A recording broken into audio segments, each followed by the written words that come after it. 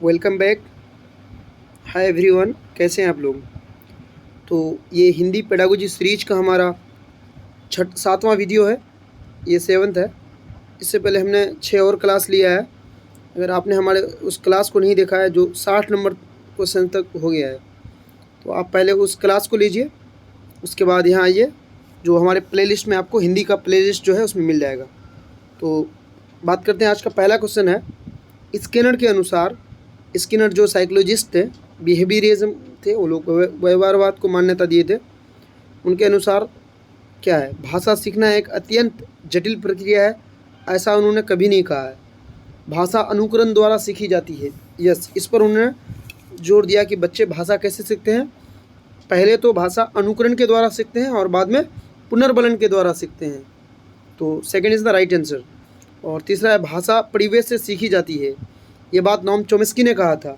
LED के माध्यम से भाषा परिवेश से सीखी जाती है और भाषा अंतक्रिया से सीखी जाती है। ये बात वाइगोस्की साहब ने कहा था। तो यहाँ पर second is the right answer. Next हमारा प्रश्न है, प्राथमिक स्तर की पाठ्य पुस्तक में दिए गए प्रश्न को ध्यान से पढ़िए।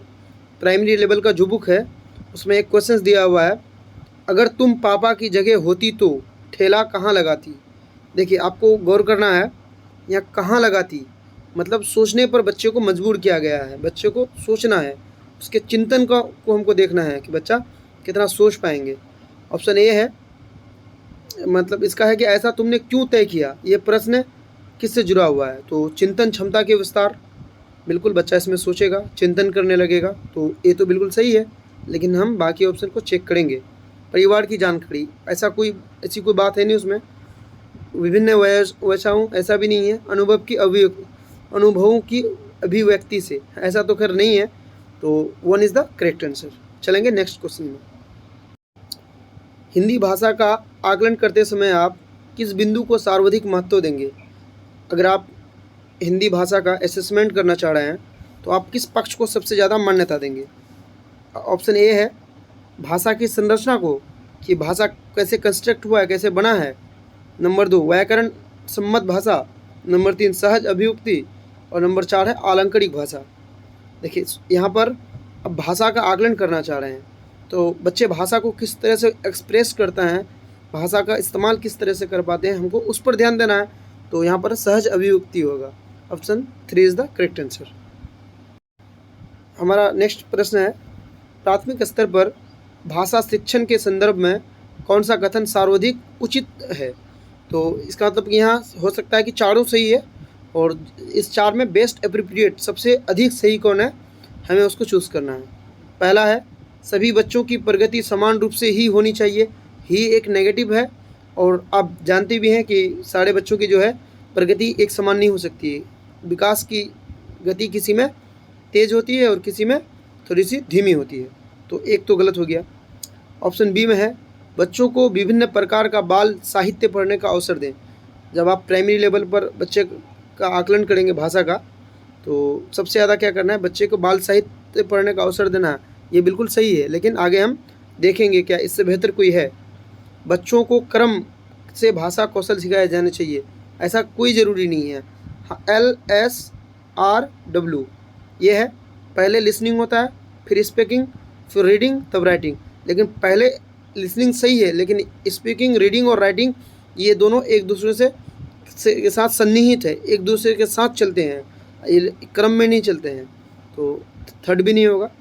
फोर्थ में है, बच्चों को केवल नेगेटिव है, इसलिए आगे पढ़ना नहीं है। Second is the right answer. बच्चों के भाषा विकास के लिए ज़रूरी है, बच्चों का भाषा विकास करना है तो क्या ज़रूरी है, व्याकरण सीखने के लिए प्रोत्साहित करना नहीं। व्याकरण सिखा के हम बच्चों को भाषा ज़्यादा से ज़्यादा या भाषा का विकास नहीं कर पाएंगे, क्योंकि बच्चे बिना व्याकरण के भी भाषा जानते हैं। साहित्य पढ़ने के लिए पुरस्कृत करना नहीं, हमको इनाम नहीं देना कि तुम अच्छा पढ़ोगे। तो इससे क्या होगा, उनके अंदर जो पढ़ने की क्यूरियोसिटी है वो ख़त्म हो जाएगी।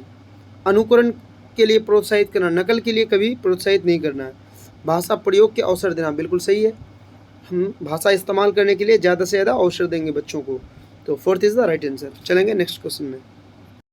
माया अक्सर शब्दों को लिखते समय अक्षरों को छोटा बड़ा लिखती है, क्या करती है, लिखते समय वो छोटा बड़ा अक्षरों को लिख लेती है, या उनके बीच समान दूरी नहीं रख पाती। जैसे काम लिखना है तो काम एक जगह होना चाहिए, वो ऐसा नहीं कर पाती है। हो सकता है कि क करके मौ दूर कर देता है, तो उनको लिखने में परेशानी हो रही है। तो ये किससे होगा, डिस्ग्राफिया। आसान क्वेश्चन था। चलेंगे नेक्स्ट क्वेश्चन में।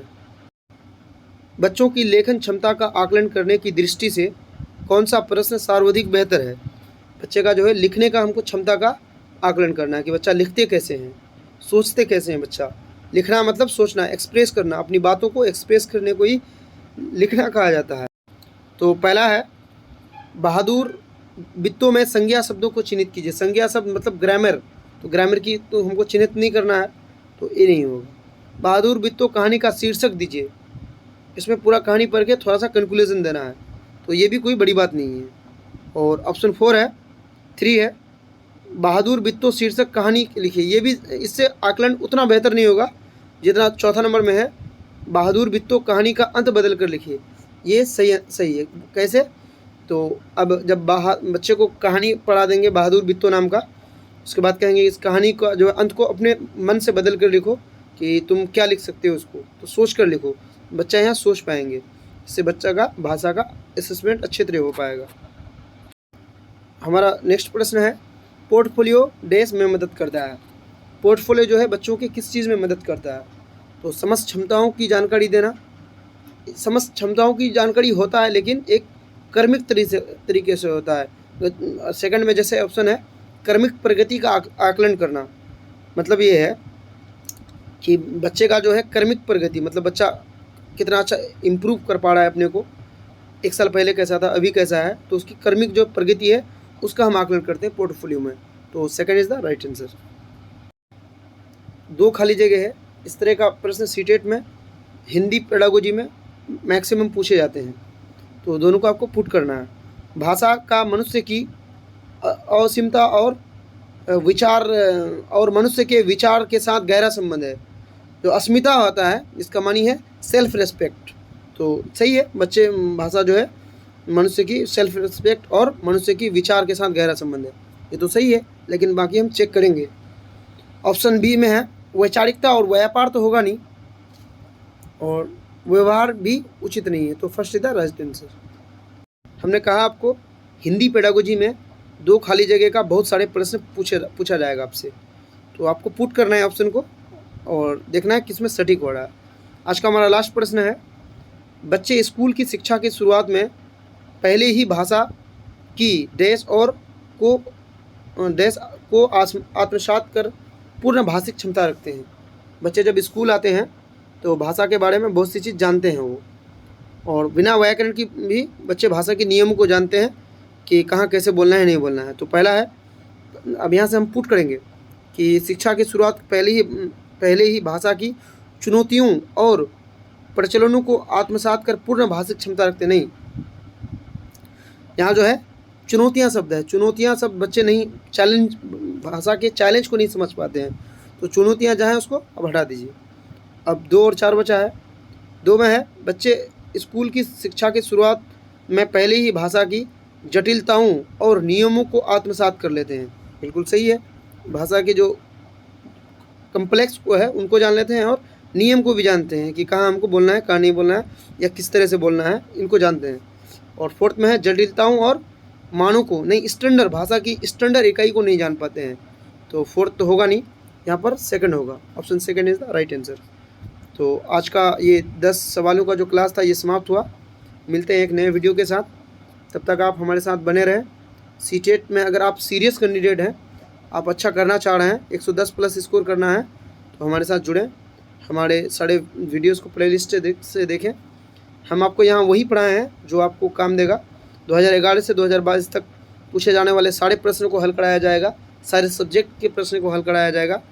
और अब तक अगर हमारे चैनल को अगर आप लाइक सब्सक्राइब नहीं किए हैं तो लाइक कर दीजिए, कमेंट कर दीजिए। कुछ अगर इम्प्रूव करना है, कुछ नया जानना, नया पढ़ना है तो कमेंट कीजिए और दोस्तों के साथ शेयर करें और सब्सक्राइब ज़रूर करें। हम तो यही कहेंगे, हम आपके लिए मेहनत कर रहे हैं, आप हमारा साथ दीजिए, हमारे चैनल को सब्सक्राइब कीजिए, अपने दोस्तों के साथ शेयर कीजिए और मिलते हैं एक नए वीडियो के साथ। तब तक के लिए